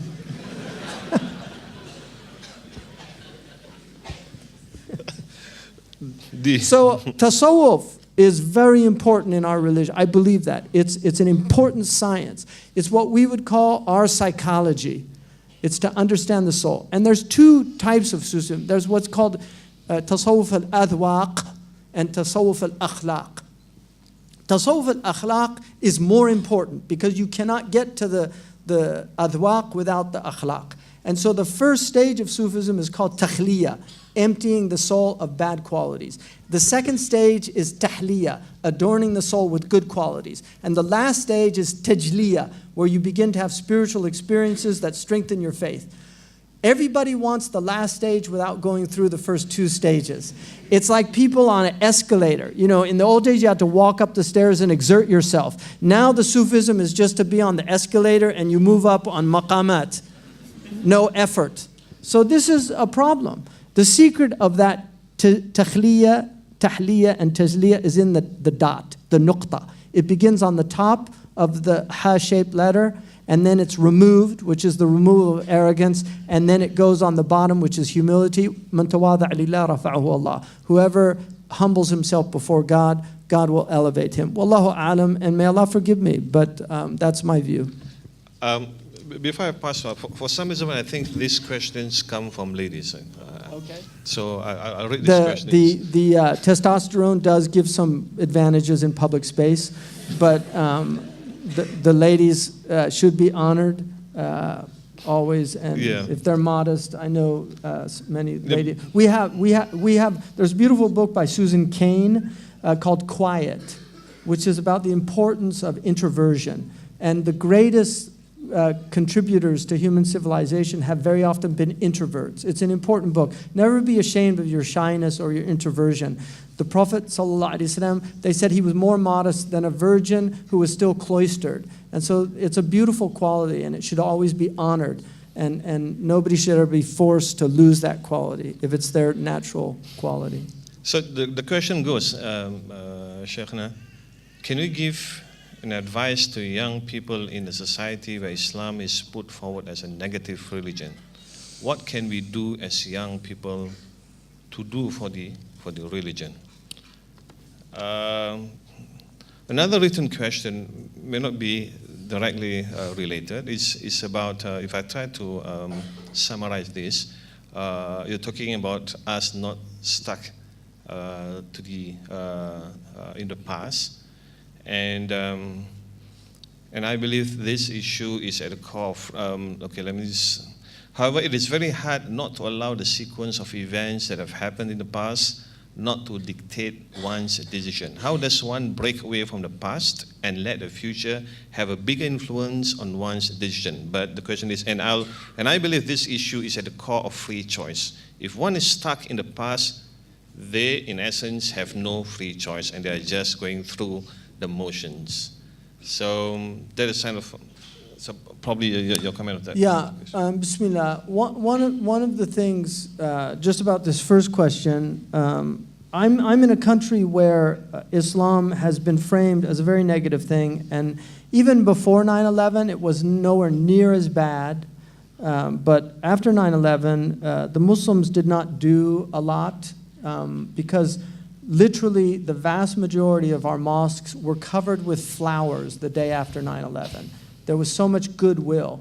For every one negative call we got on the phone, we got 100 calls to the mosques, and we have recordings of this, where they said, we're really worried, we heard people are attacking mosques, and that's not wrong, that's wrong. If you need people to guard your mosque, we'll come. This is a fact that happened. But that goodwill was squandered by the Muslims becoming completely, and at the time, and Dr. Omar actually was there when we met in Los Angeles, and I said to a large group of Muslim leaders that we are going to be framed as a fifth column. I've been watching these people for a long time. This is 2001. We met in Los Angeles.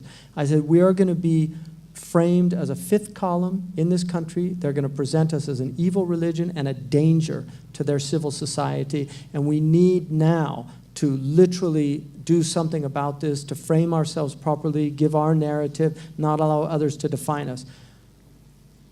Everybody said, no, we don't want to go there. That's apologetics. We should just ignore it. This is called the Streisand effect. You know, Barbara Streisand, they took pictures of all these houses, you know, and put them online from aerial photograph. And so Barbara Streisand got really upset because it's a private house. She didn't want her house online like that. And so she sued the people. Well, because she did that, it got in the newspaper, and then everybody went to the website to see her house. So the very thing she was trying to stop ended up happening. And so they call that the Streisand effect, when you try to, you know, prevent something from getting out, and you're doing it actually makes it get out even more.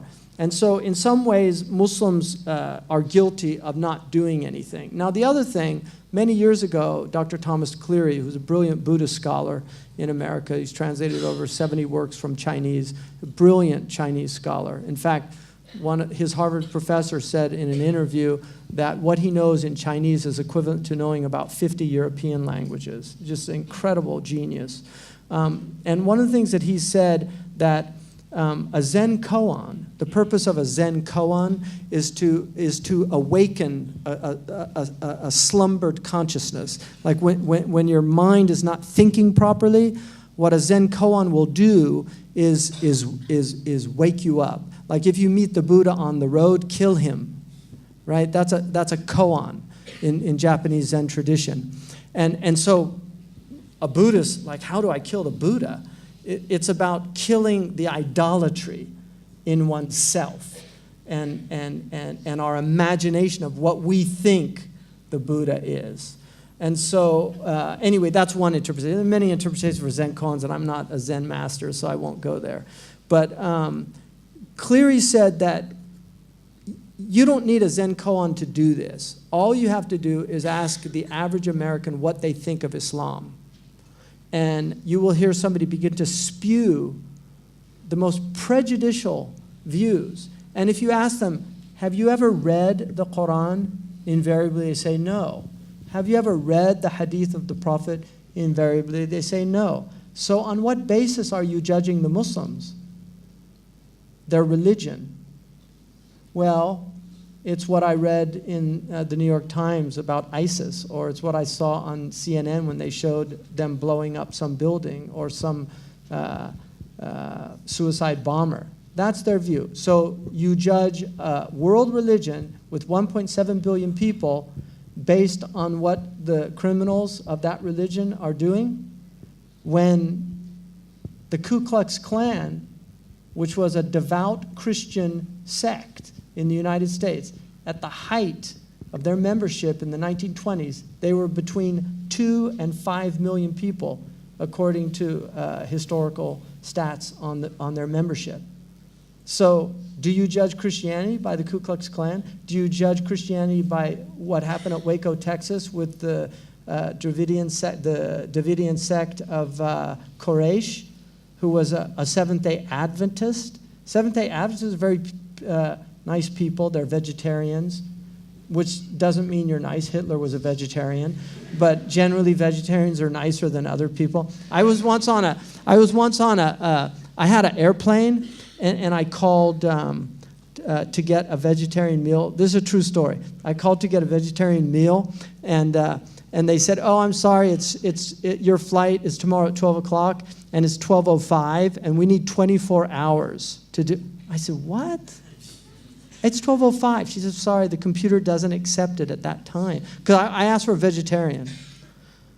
So I hung up. I was a little distraught because a long flight back to America. And so my friend was with me. He said, no, just call and ask for a kosher meal. I said, what? He said, yeah, just ask for a kosher meal, trust me. So I call up, same thing, and I said, can I get a kosher meal? She said, the flight's at 12. I said, yeah. She said, okay, fine. I said, why'd they do that? She said, because vegetarians never complain.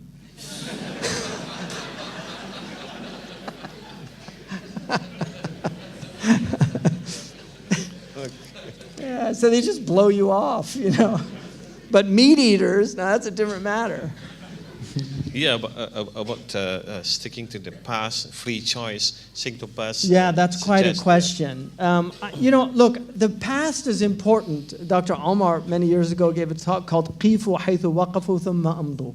You know, stop where they stopped and then continue. Like you have to know, it's important to know the past. I mean, history is a very important study. It's a study that's ignored. They say, Santayana, the great philosopher, said, those who don't learn the lessons of history are condemned to repeat them, right? And somebody added to that, and those who do learn the lessons of history are condemned to watch those who don't repeat them. So it's definitely a problem, not knowing history. It's very important. We should know what happened in Bosnia. We should know what happened, because that can happen again.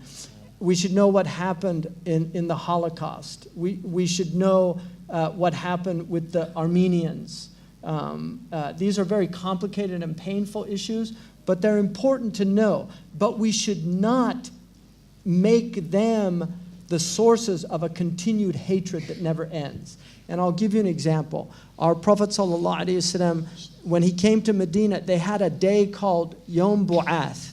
And it was a day where the Aus and the Khazraj, two tribes in Medina from Kahlan, they used to fight each other, even though they were cousins.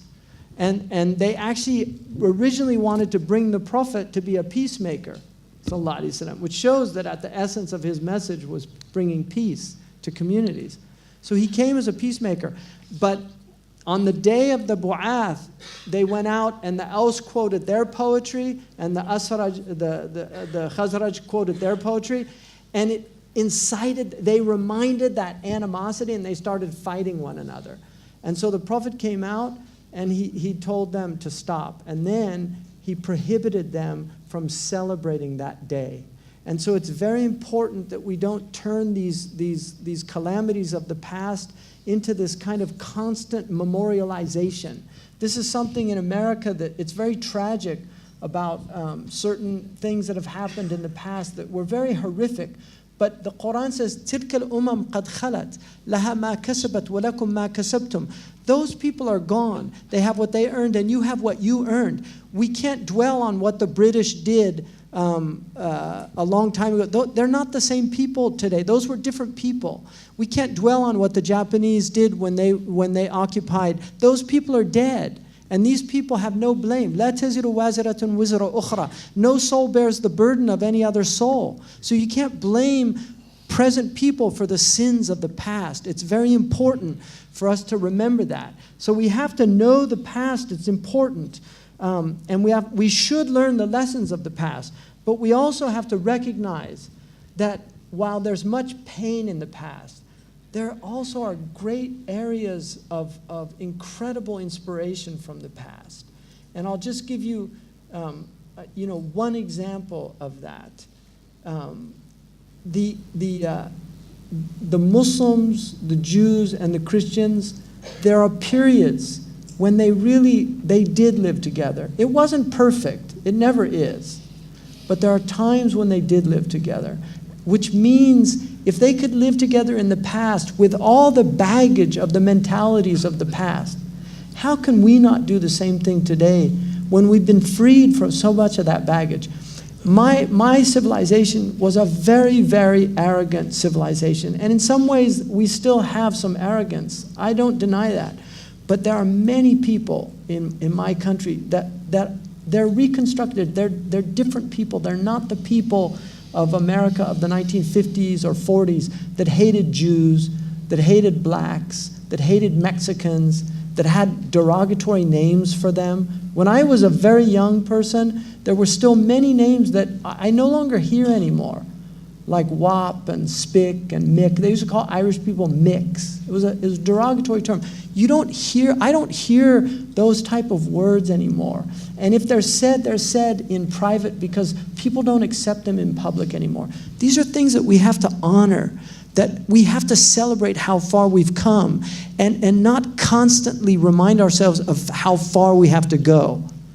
If we always are complaining about how bad it is today, then how do we encourage people to change? If it's all about grievances, how do we encourage people? And finally, collectivism is a disease. Don't collectivize people. Our Prophet ﷺ never collectivized a group. He looked at individuals as individuals. People should be judged not by the color of their skin or what group they belong to, but by the content of the character that they embody. And so when you see Muslims in Singapore, don't lump them all together as a group. There are good Muslims in Singapore and there are bad Muslims. There are Muslims that are principled and practicing their faith, and then there are some that aren't. There are good Chinese Singaporeans, and then there are the bad ones. Every people has this. But don't lump them all together. Judge people as individuals. And this is our way. This collective judgment on whole peoples is so unjust to do that. So it's really important that we look at each other as individuals and let that individual reveal himself to you through his character. If you want to change the negative attitudes, stop complaining about attitudes and start being good, decent people. Really, start being good, decent people. Serve your society. Volunteer. Do things, and not simply for pragmatic reasons of public relations. Public relations used to be called propaganda. It was a great propagandist named Bernays, right? Edward Bernays. He changed the name from propaganda because the Nazis gave it a bad name. And the Catholic Church used to call their missionary work propaganda. So it used to have a positive term. It doesn't anymore. PR is propaganda. Do things because it's the right thing to do, not because you want to get some kind of public relations boost from it. Now, this is very difficult for me to imagine my next 5 minutes and reimagining the 5 minutes, because I've only have 5 minutes and I've got a long queue here, right and left. I don't know. I cannot imagine my future. 5 minutes. Okay, thank you. So what I'm trying to do now, a very quick one, a lady here. I know Ridwan have been standing there for almost half an hour. I'll please give a quick one, no more than 1 minute, straight to the point. Okay. Then I'll move to Ridwan. Yeah, quick one, please. Assalamualaikum warahmatullahi wabarakatuh. Okay, I would like to ask about political Islam. So, can you speak louder, please? I would like to ask about the role of political Islam. So, regarding Islam in the future. About what? Political Islam. Political Islam, okay. On the relevance of politics in Islam. So, for example, arguing about having an Islamic state, Sharia law, hudud, is there any role Islam can play or should play to revive or reinstate, or Islam got nothing to do with all these things? Thank you. That's require one-day conference. Can I quickly answer that? Just quickly. Yeah. First of all, Sheikh Abdullah bin Bayyah in this very same auditorium the other day said, we don't deny anything about Islam. We don't deny anything. Our Islam, the Quran says, jahidu. We don't deny jihad. None of these things we can deny. But what is important is that there's a certain very small section in any Islamic text called hudud. It's the smallest section of any Islamic fiqh book. The largest section is tahara and salah, and the commercial law, divorce and marriage. These are all civil aspects of Islam. The smallest is called hudud. Out of all the hudud in Islam, there are only 5 and arguably only 4 that are agreed upon. All of those are called ahkam sultaniyah. They have nothing to do with common Muslims. Nothing. They are the prerogative of the government of a Muslim state. And that government can suspend the hudud for maslahah. And this is simply a fact. The mufti is here. I'm not making this up. This is our religion. إقامة الحدود تختص بالسلطان. This is a qaida in fiqh. Establishing the hudud is the prerogative of the government. That's an accepted principle in our jurisprudence. And so the hudud are not the concern of common people. It's the concern of the government, and penal codes are solely the prerogative of a government. Vigilante justice does not exist in Islam. If somebody curses the Prophet, whether in public or private or any situation, no Muslim can take the law into his hands. No Muslim. It is prohibited. This idea of sentencing people to death because they express their views. Our Prophet ﷺ listened to the worst things said about him. In fact, they called him mudhammam, which means blameworthy. It's the opposite of Muhammad. And when he heard it in Sahih Bukhari, when he heard that, he said, Ajaban, sarafu ismi an alsinatum. You know, how wondrous God has removed my name from their tongue. They're talking about somebody called Mudhammam, and my name's Muhammad. He didn't give it any reality. If you think those cartoons were pictures of our Prophet, you're not a Muslim. You're not a Muslim. If you say that's a picture of the Prophet Muhammad, you're not a Muslim. Because the Prophet cannot be denigrated. Our Prophet cannot be denigrated by picture. There's no picture of him. We have no picture. We have a description of what he looked like, and it's all beautiful. And so any picture, there are pictures historically in the Shia tradition, some pictures were done of Hussein and others. They're always beautiful people that have beautiful qualities because our Prophet ﷺ was beautiful, is well known. He was the most beautiful person. So those are not pictures of our Prophet ﷺ. You know, there's a famous picture by Magritte. It's a pipe. And then it says, this is not a pipe in French. People had a hard time understanding that because they don't differentiate between an image of a thing and the actual thing itself. The image is not the thing. And that's like a Zen koan. It's to wake you up and make you think. So we cannot take the law into our own hands. Is it wise to implement the hudud today? That's the prerogative of a government to decide that. But many states become pariah states when they do. So it's something that is not my purview or your purview or anybody else's. That is for the government to decide what they do with the penal codes. That's my view, and Allah knows best. May Allah forgive me if I said anything incorrect, but that's my view.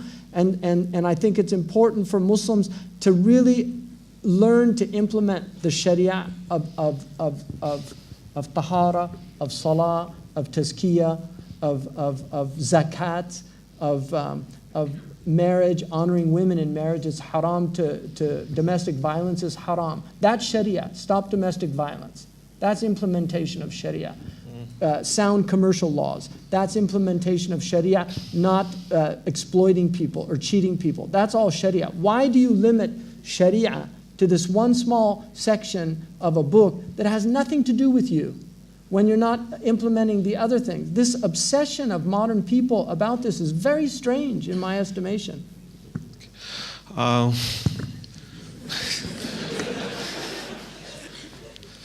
Ridwan, I must apologize, guys. I know that you've been standing there for almost half an hour and the line here, but we are really running out of time.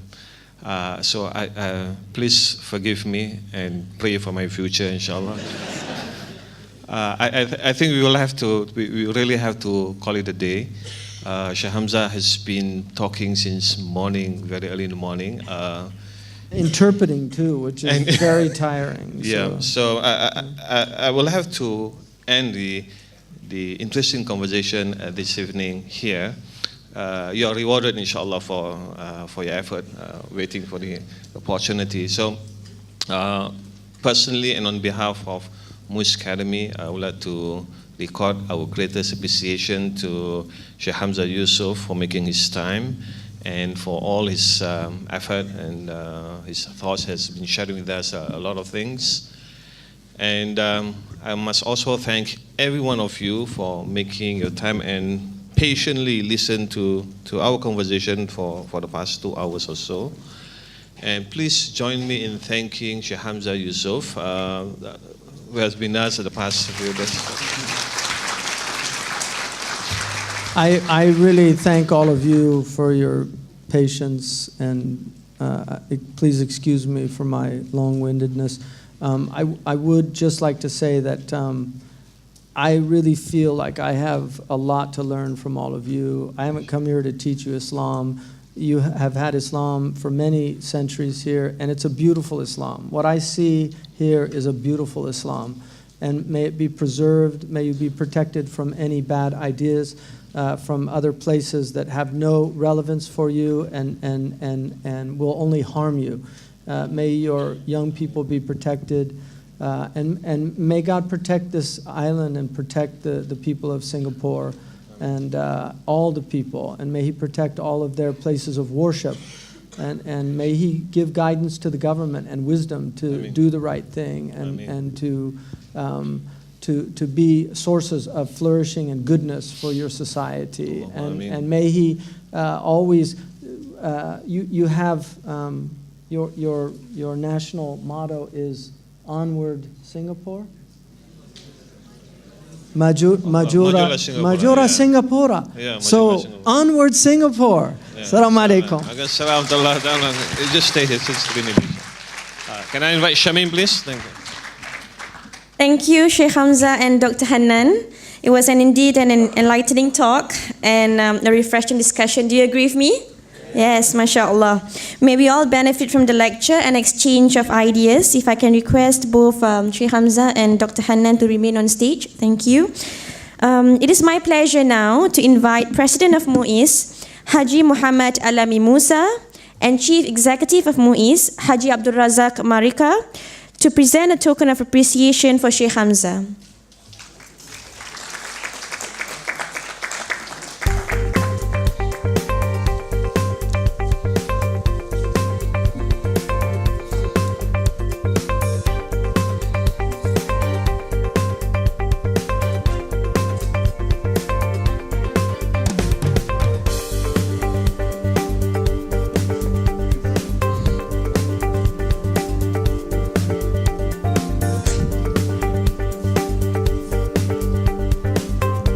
The gift is a natural Mochara orchid plated in palladium and 24-karat gold. Mochara orchid is a hybrid vanda flower created in Singapore in 1969. This hearty hybrid has a unique flower shape and produces blooms in many colors. Hope you like it, Sheikh Hamza.